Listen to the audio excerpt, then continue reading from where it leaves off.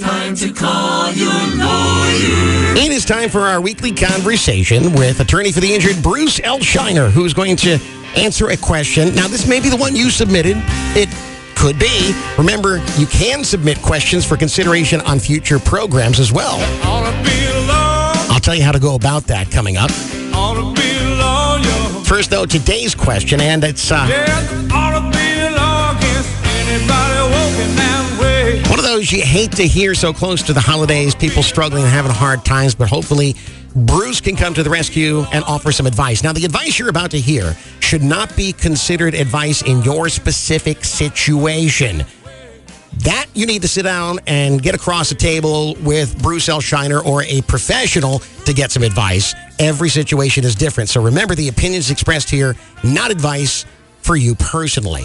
Also, I said sit down and talk with Bruce. Like many attorneys, he offers a free consultation. You might want to take advantage of that. And don't make any statements or sign anything before you do so. So let's see what Bruce thinks of today's legal brain teaser. At Kicks Country 92.9, make welcome Bruce L. Scheiner. Good morning, Bruce. Good morning, Todd. How's this week treated you? Just fine. We're obviously in a very busy time of year, and I guess that's kind of good in a way, but we've got another question for you if you're okay with that. I'm ready. All right, let's get right into it. Here's what we've been told today.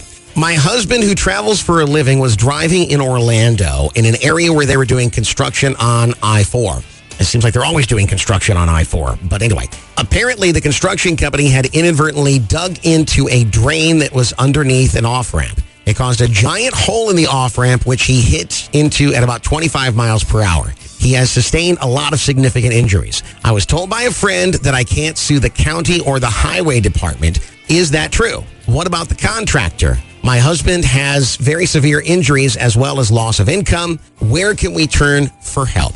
The only thing that popped into my mind is several weeks ago, we had a question about going after an entity that maintains a road, a sovereign entity, I believe is the term you used, and how you go about that. And I think it's going to play into this somehow. Yes, I think these facts are somewhat similar. The question is, where can we turn for help? Mm-hmm. The place to turn to is a personal injury lawyer. The question was, can I sue the county or the highway department? Right. You can sue the county or highway department for their negligence. So we have to back up a second. If he's on I-4, it's probably a road maintained by the State Department of Transportation. Okay. So we talked about, and we have to make sure that notice is given to the sovereign that maintains the road, which would probably be the State Department of Transportation. Mm-hmm. If I remember correctly, you told us that in cases of these sovereign entities, you have to give, 6 months notice? Something like that? You have to provide a notice 6 months before you could file a lawsuit. I see. And I also know from a previous conversation between you and I, if they want to step up to the plate and say, yes, we're at fault here, let's start talking about making this person whole again, then you can obviously start working on it before that 6 months, but they never do that.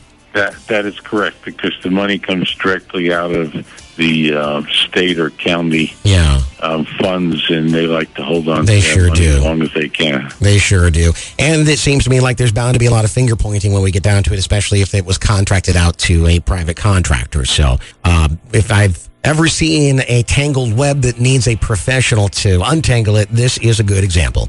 And Bruce, hopefully your advice will be heeded to go and talk to a professional as soon as possible. Well, I hope so, and I hope they have a good outcome. Yes, me too. And I hope that everybody knows if they end up in a similar situation that they can always send us a question we can present to you in future weeks' conversations. Thank you for your time this week. My pleasure, Todd, and thanks for the great, challenging question. Oh, it's always a pleasure, really. And ladies and gentlemen, let's all give it up for attorney for the injured, Bruce L. Scheiner, who would be more than happy to consult with you on your situation. Like I said earlier, he's happy to help you out. A phone call to his office gets you started at 743-7777. That's 941-743-7777 for Bruce L. Scheiner's Port Charlotte office. They're on the trail on the southbound side of US 41, about halfway between Forest Nelson and Midway. Don't let anyone take away your rights. Find out how to protect yourself and your interests by calling today at 743-7777. And tell them that Todd Matthews sent you from Kicks Country 92.9.